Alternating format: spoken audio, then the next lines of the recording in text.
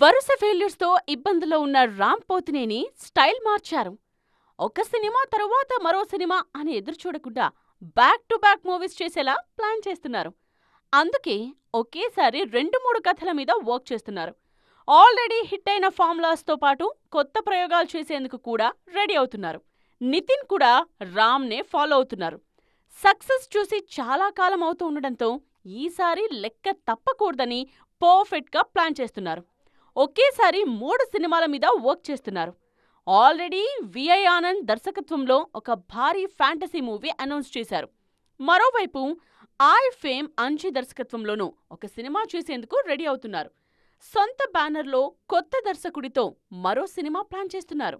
Big break కోసం ఎదురు చూస్తోన్న సాయి దుర్గ తేజ్ కూడా ఇదే స్ట్రాటజీ ఫాలో అవుతున్నారు.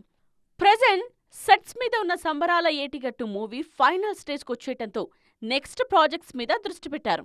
కాస్ సినిమాను రూపొందించిన దర్శకద్వయం సుజీత్, సందీప్తో ఒక సినిమా చేసే ప్లాన్లో ఉన్నారు.